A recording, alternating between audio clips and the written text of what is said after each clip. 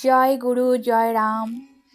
অবশ্যই সবাই অনেক অনেক ভালো আছেন গুরুদেবের কৃপায় অ্যান্ড সবসময় ভালো থাকবেন, সেই কামনায় শুরু করতে চলেছি আজকে শ্রী শ্রী রাম ঠাকুরের নিজ হাতে লিখিত পত্র অনুভূতি চাই। তো এই এই পত্রটি হৃদয়ে ছুঁয়ে যায় এবং আমাদেরকে ঈশ্বরের প্রতি ভালোবাসা, আত্মসমর্পণ এবং ভক্তির পথে এগিয়ে যেতে অনুপ্রাণিত করে এবং জীবনকে দেখার দৃষ্টিভঙ্গি, প্রতিটা মুহূর্তে গুরুদেবকে নিয়ে ভাবার, ভগবানকে নিয়ে ভাবনা প্রতিটা মুহূর্ত অনেক সহজ করে দিবে। তো আসুন আমরা পত্রটি শুনি। নিরাপৎসু, দীর্ঘ পত্র লিখিতে বলিয়াছ, লেখাপড়ায় কথাবার্তায় আর বেশি ফল কি?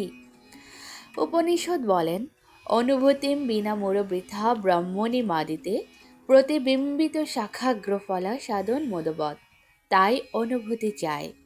বুঝিতে হইবে ভগবানই সকল হইয়াছেন ও সকল করিতেছেন, সকল রূপই তাঁহার রূপ, সকল শব্দই তাঁহার নাম এবং সকল কর্মই তাঁহার আনন্দলীলা। বৃক্ষের মর্মরে, ভ্রমরের গুঞ্জনে, নদীর কুলধ্বনিতে, ব্যাঘ্রের ভয়াবহ গর্জনে, ক্রোধীর উত্তেজিত চিৎকারে এবং প্রেমিকের পবিত্র সঙ্গীতে প্রেমময়ের রসময় নামই শুনিতে হইবে। পরার্থে আত্মবিসর্জনে এবং আত্মার্থে পরপীড়নে সমভাবেই তাহার প্রেম লীলা দর্শন করিতে হইবে।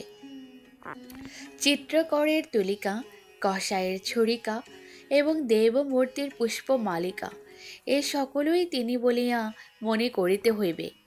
আবার যে অনন্ত শক্তি বিধাতা এই বৈচিত্র্যময় অনন্ত কোটি ব্রহ্মাণ্ডে প্রতি মুহূর্তে অনন্ত রূপ ধারণ করিতে পারিতেছেন, তিনি সেই ইচ্ছাময় কৃপা নিধান ভক্তের মনোরঞ্জনের জন্য, আমাদিগের মঙ্গলের নিমিত্ত, উপাসকের ইচ্ছা ও প্রকৃতি অনুসারে এক বা অনেক মূর্তি যে ধারণ করিতে পারেন, ইহাও বুঝিতে হইবে।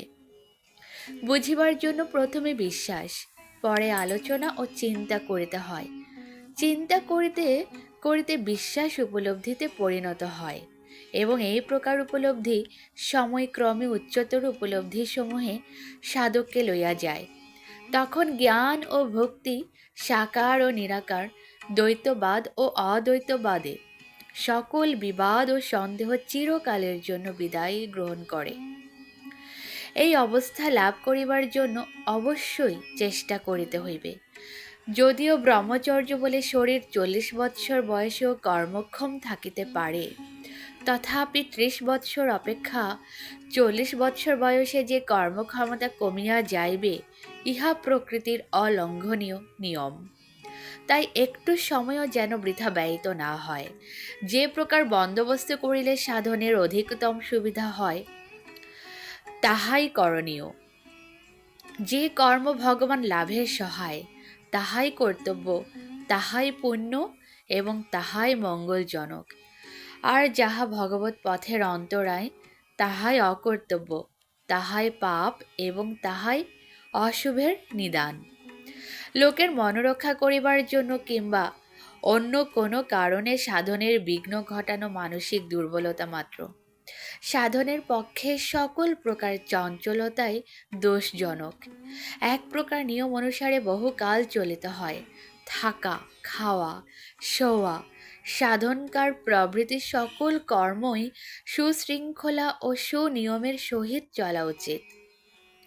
তবে যদি ভগবানের সম্পূর্ণ রূপে নির্ভরতা থাকে, যাহা যখন প্রয়োজন তিনিই করিয়া দিবেন, মানুষের কোনো হাত নাই, মানুষ তাহার হাতের পুতুল মাত্র, এইরূপ দৃঢ় বিশ্বাস থাকে, তবে কিছুই করিতে হয় না। এ প্রকার সাধকের নিয়মিত ধ্যান, জপ কিছুই বেশি দিন থাকে না। গানে আছে, মদনের যাগযজ্ঞ ব্রহ্মময়ী রাঙা পায়। এই অবস্থা আসিলে সাধন করিব, মুক্তি লাভ করিব, ভগবত দর্শন করিব, এ সকল ইচ্ছাও থাকে না। তখন কেবল বলে, তোমার ইচ্ছা হোক পূর্ণ, করুণাময় স্বামী, ধ্যানম মদিয়ম তব পাদ পঙ্কজম ইতি স্বর্গাশ্রম। জয় গুরু, জয় রাম, জয় গোবিন্দ। ভালো লাগলে প্লিজ লাইক করবেন, চ্যানেলটাকে শেয়ার করবেন, সাবস্ক্রাইব করবেন, অ্যান্ড অনেক বেশি নাম জপে থাকার চেষ্টা করবেন। জয় গুরু, জয় রাম।